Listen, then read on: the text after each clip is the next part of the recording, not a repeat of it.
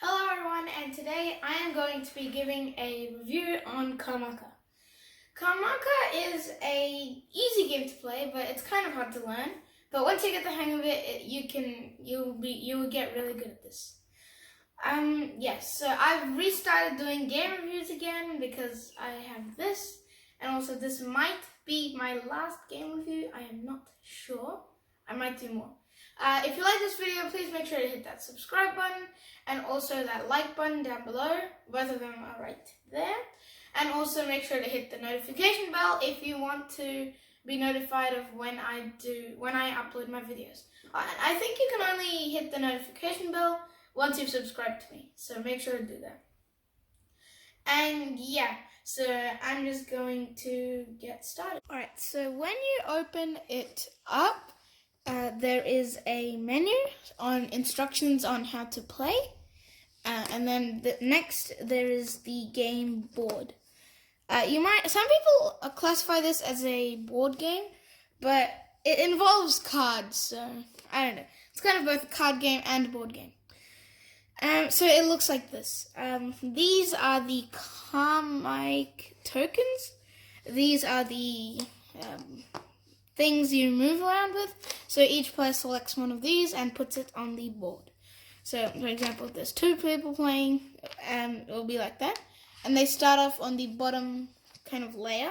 So there's 5 layers. One is the dung beetles, and then next is the snakes. Next is wolves. Next is gorillas or apes. I'm not sure. And then you become God, or I'm not sure what that is. So I'm going to explain those layers a little bit more, and also, yeah, so these are just the players. And also, if you want to fit everything in kind of a card kind of shape, then if you put these two together and flip them, it kind of creates a mini game board, which is really cool. It's like half the size, I don't know. It creates a mini one, so that's really cool. And also there's these 4 cards. So this is a 4-player game, by the way. It's a 2 to 4-player game, actually, I should say. And yeah, so there are these like instruction cards that kind of recap. So every player gets one of these, and this kind of explains how to play in a card. So there's that. And I'm going to explain more about these Karmaka rings. And these are the cards that are used for the gameplay. So there's 4 different colors. One of them is green, the other one is red, and then there's rainbow. There's only 7 rainbow cards in the game, and there are 2 types, Empathy and Mimic. I'm going to explain those later. And there's also blue. So there's blue, green, red, and rainbow. I'm going to explain all of that later. So yeah, that is how that's what you get in the pack. And also these are rules, by the way, and you can look through these. But yeah, and here it shows you the different types of cards, the game board, and like things like that, blah, blah, blah. You can read this if you want, but you can also watch my video. So yeah, I'm going to set this up and explain how everything works. Okay, so basically this is how the game starts, and so you get 4 cards as your opening hand. Okay, let me explain the areas. So there's 6 total areas. So the first one is your hand, which only you can view. Other people cannot, unless they have a card that lets you do that. So one of them's a hand. The next pile is the deck. So the deck consists of some cards. It consists of 2 at the start of a game. And yeah, that's the way basically you draw cards from that and you keep playing. Next is the deeds pile, which starts off empty when you start the game. That is where you put down cards for points. I'm going to explain all this. Also, there's another empty pile called the future life.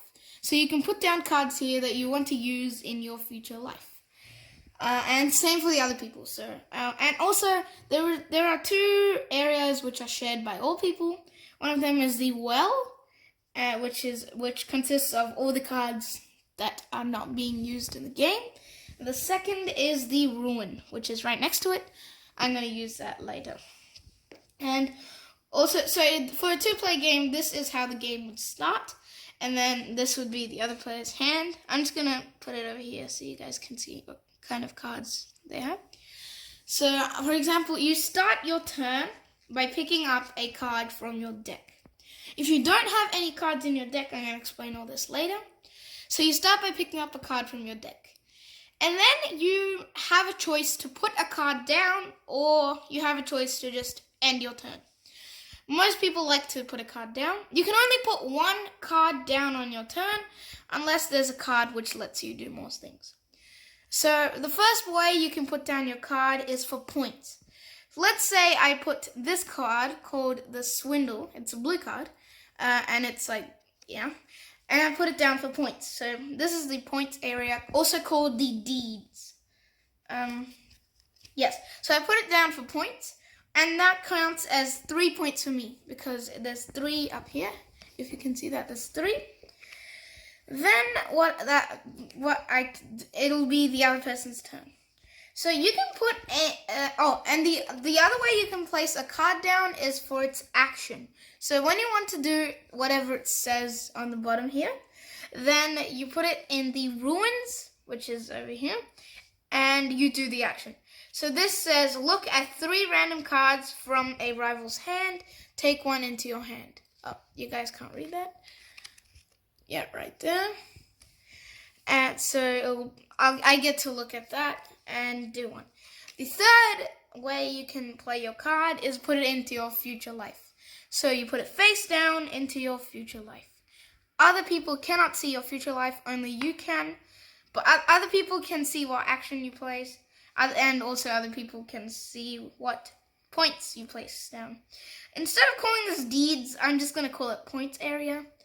It's okay, just so that it's easier for you guys. So I'm actually going to, let's say, I'll just put it down in my points.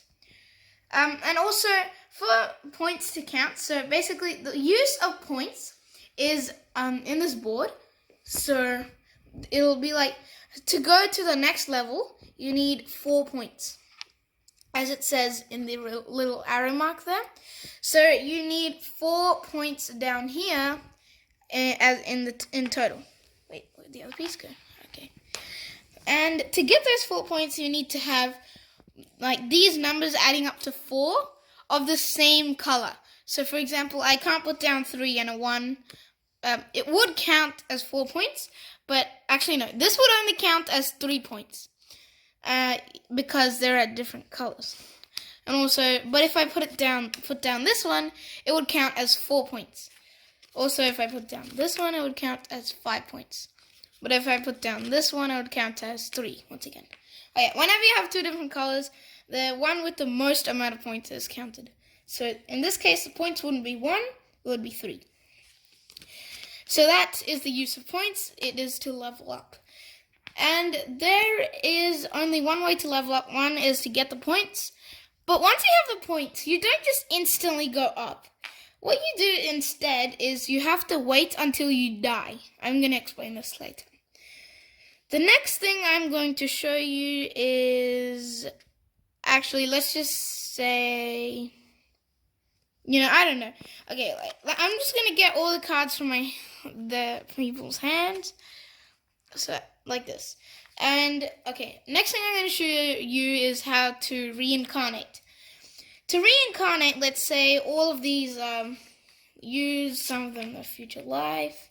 I don't know, just random things. And this one can be this is for points. And I'm just going to put these for points, that one and them. So let's say I've done all this. And the other person, let's just say the other person's still holding on to all those cards. And also, if you have no deck, that means you have to play a card. You have no choice. So, for example, on this person's turn, they would have to play a card because they have no deck. Oh, which is over here. So, to reincarnate, you have to wait until all your cards are finished. Like, they're gone from your hand, and there should be nothing in your hand or your deck. Everything should be either in the future life, the points area, or the ruin. And then what you do is you throw all your points into the room. First of all, you have to count your points, and then you throw them into a room. So I have 6 points. So I'm just going to throw them into the room, and remember 6 points. And then you take the cards from your... Okay, so if you have 6 points... I have 6 points, right? So here, it only needs 4 points to level up. So I can level up right now. But for example, let's say I only had 3 points. Then I won't be able to level up because this needs 4. Also, if I had 4 points, I would be able to level up to this snake. So right now I'm a dung beetle. Yeah. So I can move this level. Oh, and also, if you only have, let's say, 3 points, and you're not able to level up to the next level, then what you do is instead of moving your piece up 1 level to the top, you get a karmic ring. So this is what they look like. This side's kind of like smooth and this side's lumpy. Yeah. And it just looks like a ring, a bronze ring. And this actually counts as 1 point. So like by points I mean these things. So for example, in my next turn, let's say these go back to normal. They're right there. Let's say I only have 3 points and all my cards have run out and I'm reincarnating. Then what I can do is I can put down this. So now it's... Oh, sorry. Can you see that? Yeah. Now it's 3 plus 1, which is 4 points. So now I will be able to level up. So that's how karmic rings work. Once you've used the karmic ring as a point, you have to put it back into the box. Or I just like to put them in the box, but people usually have them next to the well or next to the ruin. But I like to put it in the box because it's just, I can't be bothered to pack up at the end of the game. You can do that, or you can put it next to the well or the ruin. And then, and by the way, if you have done, let's say this was my hand, and I use this action, that's it. I don't instantly reincarnate. I have to wait until my next turn. Reincarnation takes 1 entire turn. Also, the next part of reincarnation, once you've put down your points, is you... Oh yeah, let me throw my points into the ruin. You take your future hand, and the remaining cards okay, so however many cards you have in your hand, you subtract that from 6. So 6 minus 2 is 4. And with that number, you deal 4 cards onto your deck. 1, 2, 3, 4. And you keep playing. Well, you don't keep playing. Once you reincarnated, it's the next person's turn. And so like that. Oh, and the first person to go, well, in this game, in the rule book, it says that the person with the worst luck goes first, and then it continues clockwise from there. But I just choose whoever wants to go first and then go clockwise from there. So, yeah, that is reincarnation. There is also a thing called... Okay, once you reincarnate, you draw the cards from the well onto your deck. I forgot to say that. And then you just keep playing like normal. One tip for playing cards is make sure to play cards of the same color in the same thing. So there are 3 places where you can play cards. 1, 2, and 3. So this is Future Life, Points Area, and the Ruins. I would recommend to put 1 color in your Future Life. So let's say I have all these in my hand. I would recommend put 1 color for points, 1 color for Future Life, and the other color to play, to play for its action. And yeah, that's my tip. And also, this is weird. So the red cards are all about violence and blood and kind of stuff. Not blood, but they're kind of mean, and they involve throwing things in the ruin. So it's kind of like destroying your opponent. So red is mean. So for example, Dwindle is the player of your choice ruins a card from their hand. So you're taking away that card. That's the same. Vengeance and Crisis. Crisis is also a red card. Vengeance is worth 3 points, and Crisis is worth 2 points. They are probably the best cards in the game. At least I think so. So, Vengeance, what it does is it ruins a rival's exposed deed. And deeds are basically the most important thing. So this points area, because that's the only way you can level up to the next level. I'm just going to put it here. Yeah, that's the only way you can level up to the next level. So deeds are very, very important. And if you just take one away, that's bad. Another thing I forgot to mention is, for your deeds area, you can put in all colors. But it's just the one with the most amount of points. Let's say all these cards are in my deeds. Then what the points total would be is, it would be 3. I mean, not 3, sorry. 5. Because this color is worth the most. This is 5, this is 1, this is 4. Since this color is the worst, that's the points that would count. And yeah, that's basically it. So that red is kind of mean. Green is kind of like, I don't know, it's like, it doesn't do anything to your rivals. It more affects you. And like blue cards are, well, in the book it says light and airy. But like, I would say like, some blue cards kind of affect your hand. Like, what I mean by that is like, well, it's hard to describe. But yeah, each color means a different thing. So yeah, and also I forgot to tell you about the rainbow colors.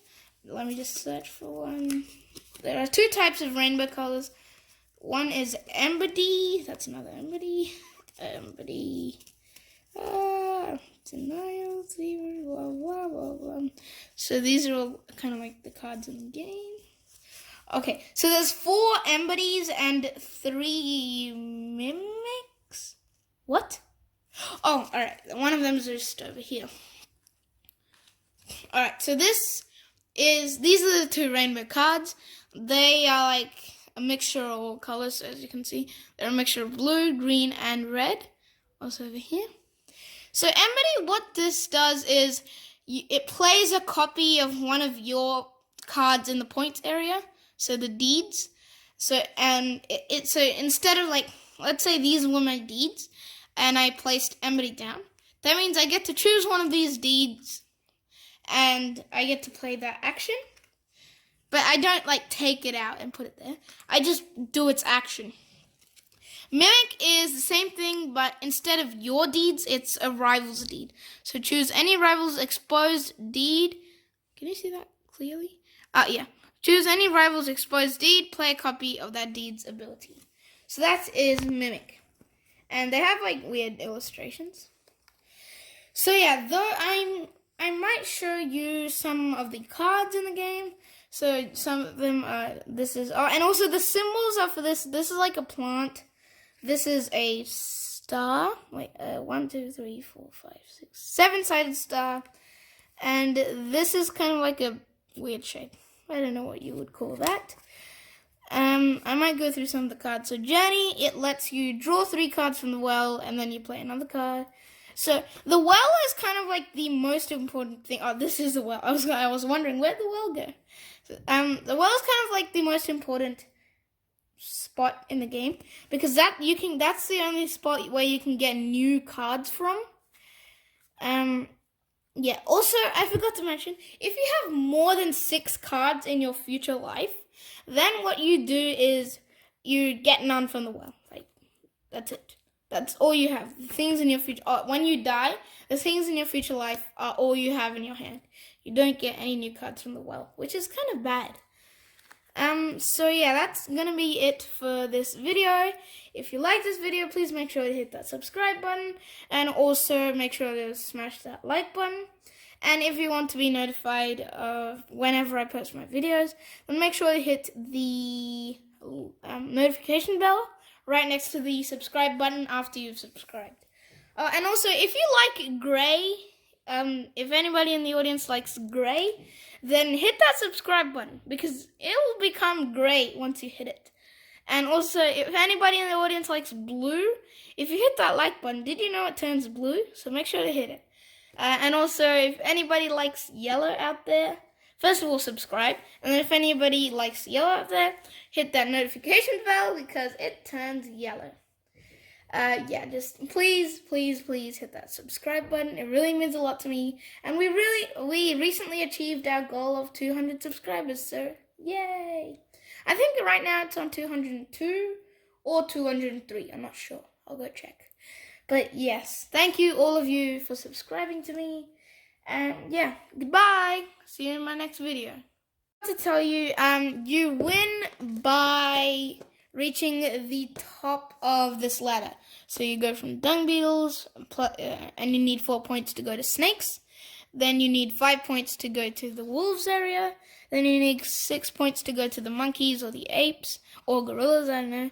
And then you need 7 points to get to God, or like the final stage. And whoever reaches there first wins. Yeah, I forgot to tell you that, so yeah, that's it. And also there's this dialogue on the rules book. It says, the dung beetle, rolling, said nothing. I don't know what it means, but yeah. And these are some really good illustrations, like, yeah. So that's it.